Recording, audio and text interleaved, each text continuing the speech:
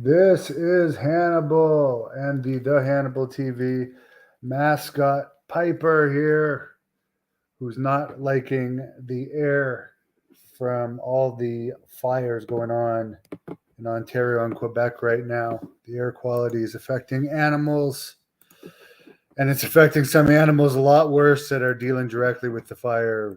My prayers and thoughts are with everyone that's being affected by these fires. Rampage last night, or sorry, Dynamite last night did a 0.33 rating.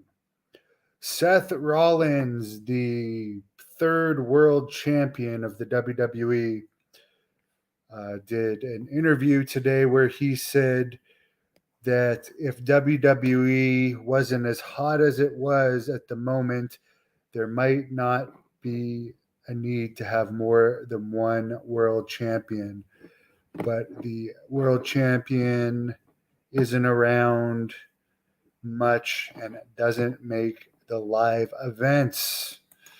So, in other words, they wanted to create other world titles rather than just put the world title on someone that can make the live events. Instead, they put the title on him, a guy that got beat up by a fan about a year and a half ago.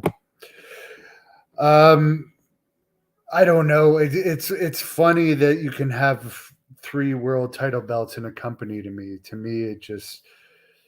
I mean, the only thing good that it can set up for is a future Rollins versus Roman Reigns match. And I do understand it now. They can say that they have a world champion on the house shows, and it will build heat up towards that match since the Cody Rhodes thing has come and gone. There isn't really that many challengers for Roman Reigns left other than The Rock or Rick Steiner's son, who I hope will not lose to Seth Rollins. He has a match coming up against Seth Rollins. I think Rick Steiner's son, which I don't like the name Braun Breaker, but I think Rick Steiner's son has by far the most potential of anyone to be the next mega star. And by the way, I did a couple polls today related to Tony Khan's announcement last night on Dynamite of the match at Collision for CM Punk's debut. It's going to be a trios match, not just a one-on-one match with Samoa Joe teaming with a couple of New Japan guys against CM Punk and FTR. And I know I got a lot of AEW fans on this channel, but 42% of you said this is a must-see match. So I would suggest Collision's probably going to get a good rating. To me, I would have rather seen him in a one-on-one. To me, FTR is a smaller version of the Brain Busters, a less cool, smaller version of the Brain Busters, who were also small. But these guys are even smaller. They're like mini Brain Busters. And anyways, I know that some people like them. So there you go. Most people on this channel didn't win by much, but by a little bit. 58% of you said you're not interested in seeing the match. I'm sure I will watch the highlights. And this one I'm actually shocked by. Who would you rather see in AEW, CM Punk or Bill Goldberg? 53% of you said CM Punk. 47% said Bill Goldberg. You know what? That's got to at least tell Tony Khan, if you're watching this, and I know you watch wrestling news stuff, it's probably worth bringing in Bill Goldberg for at least a few matches because, I mean, you apparently love CM Punk and the fans love CM Punk, but Goldberg got 47%. However, one fan did make an interesting comment about CM Punk, and I will agree with this guy, Craig. He said, quote, CM Punk's old news at this point. He's going back there because WWE won't touch him Besides, it's not like he can't sabotage his career anymore than he has. Then again, with Punk, you never know. I mean, he is under contract to AEW, so he couldn't go to WWE. As far as your comment about him sabotaging his own career, and lots of people have done that. CM Punk is not the only one that has done that. You got to agree, didn't he quit WWE at one point when he was still under contract because Batista was coming in to win the Royal Rumble and Batista was a bigger star? And he walked out. It was something along those lines from what I recall. Then he makes his comeback finally to eight, or then he does UFC and doesn't train hard enough. He trains for all these years with these top coaches, but obviously doesn't dedicate himself enough to it and sabotages his own UFC opportunity because with the amount of time he took to dedicate himself to training and the great access he had to the very best of the best coaches, I can only think, and he is tough. I mean, he was able to take beatings, particularly in his second fight. He got beat up pretty much the whole fight. So I'm not saying he's not tough. He's got the toughness of being able to absorb punishment. So I have to think he just didn't train hard enough or put enough effort into those UFC fights because his second opponent never fought MMA again, to my knowledge, and was a 0-1. The first opponent was a guy that he didn't have much of a chance with. The second opponent, I mean, I talked to Forrest Griffin, one of the UFC matchmakers, just before that fight happened. I did an interview with Forrest, and he said that the UFC thought that was a guy that CM Punk could possibly beat. He told that to me himself. So, as far as sabotaging his big AEW thing last year, he also did that. So, yes, this comment is correct. CM Punk is mostly responsible for self-sabotaging himself because he's definitely had the opportunities. No gimmicks guy Jack Kilby, who just did his second interview with the ECW ring announcer, is coming back Saturday at 7 p.m. with ECW Original Nova on his Shooting from the Hip podcast with Angel Medina. I just actually watched the Kiwi Shooting from the Hip podcast with Jack Kilby and Angel Medina, and Kiwi's Alan Funk, for those of you that don't know. And I thought it was possibly their best, maybe one of their best. Ken Patera may be their best. And by the way, I was going to tell you, here's a piece of trivia, and I should actually go back and make this a clip. For the very first shoot interview with Nova I did, which was during my trip when I went to Nashville, Louisville, Mississippi, and all this, before AEW ever started. I think it was in like 2018. Nova predicted AEW would happen. He literally predicted AEW would happen in my first shoot interview with him. So there you go. Nova is one of the ECW. I think Nova retired this past year. I think they did a whole BWO retirement thing. And I believe he was from Rick Bassman's UPW school.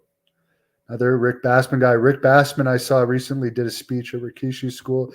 And speaking of Jack Kilby, here he is, the Smith Falls Memorial Center, where in a little over a month, Great North Wrestling returns with Carlito, Nunzio, the Blood Hunter, Magnum McLaren, Canadian champion Jeremy Prophet, Jessica Black. More to be announced. There's going to be a tables match on this card. It's going to be quite something. And by the way, tickets for this one are moving a lot better than the tickets for the Great North Wrestling return event in Ottawa, which ended up having almost 500 fans. So I think we're going to have a great crowd out in Smith Falls, July 15th. AEW is filled with people that have great contracts and overall pretty easy jobs. I would hope they will never take me. They will never. You never say never, but it seems like AEW is like an amazing place to work as far as getting paid a lot to not have to work that much. And yeah, wrestling is a hard job, but for someone that's the most he's ever made for one match is $400. These people that are making like $250,000 to wrestle a handful of times a year, that's amazing. It's absolutely amazing. Has Mickey Gall won a fight since defeating Punk? Mickey Gall finished Punk pretty quick. Let's see here. It was Michael Jackson that never fought again. And after the second fight, Dana White said he wouldn't even put Punk on press pass again. Let's see here. Mickey Gall. He's 31, so he had the like. I don't blame Punk for losing the first one, other than he had so much time to train and train with the best possible people. I do think, as someone that has been a successful amateur wrestler, that if you put in a certain amount of training and dedicate yourself, you should perform to a certain level. But let's see what his record is. Sorry, guys. I was looking at his Wikipedia. Mickey Gall record. He didn't have a great record. 7 wins, 5 losses, 0 draws. He hasn't knocked out anybody. 6 of his wins have been by submission. So there you go, Mickey Gall, the guy. So the guy that it's not like he went on to a stellar career either. Maybe he just looked a lot better because he was more talented than the second guy that CM Punk fought. Mickey Gall last fought on April 9th, 2022. And it was a loss. He's lost his last 2 fights. His last fight was a knockout. So there you go, Jeffrey. I'm a man of the people. So give us a like and subscribe. We're almost 361,000 subscribers now. What ended in a no contest due to the USADA pool? The Mickey Gall one? Or I know that the Brock Lesnar Mark Hunt fight ended in a no contest in the USADA pool. So technically, Brock got knocked out by Junior Del Santos. Or no, he got knocked out by Alistair Overeem and Caden Velasquez. Then he beat Mark Hunt by decision, and then it was overturned because he failed the drug test. Oh, really? Mike Jackson. Mike Jackson, I guess. Okay, so there you go. CM Punk is 0 wins, 1 no contest, and 1 loss. That's good to know, Mohammed. See, we're learning a lot today. So there you go. Maybe CM Punk will have it. I don't think he's ever going to have another Ultimate fight because he gets paid so much money to wrestle, which is a lot easier. And I don't see any upside to him fighting again. But congratulations to him on his no contest on the last fight. I'm not saying that he doesn't have courage, even though you're making 500,000 and there's a referee there to stop it. Unlike in a street fight and there's no weapons. It's an athletic fight, but a lot of wrestlers would not fight MMA, so I'll give him props for that. But I just wish he had trained harder and had a better showing.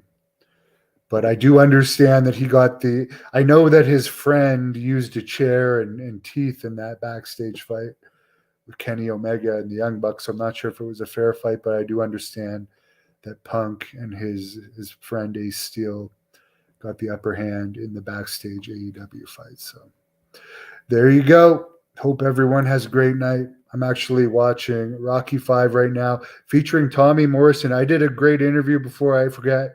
Well, a very juicy interview with the baby mama of Oscar De La Hoya's son, Devin, has the same name as me, who now works with Oscar in Golden Boy Promotions. And she talked in that interview about Tommy Morrison, and how she had heard through another fighter that was involved with Don King, some stuff that collaborated what Tommy Morrison's widow has been trying to get across for a long time. So sad situation all along.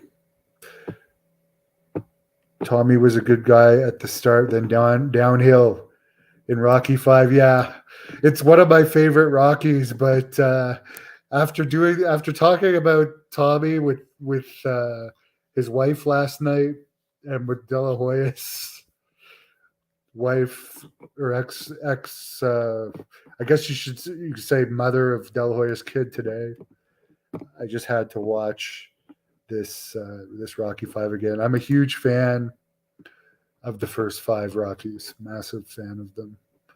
And since I'm training pretty hard right now, I find them motivational. So, bye. Thank you for watching the Hannibal TV. Please like this video if you enjoyed it and click the subscribe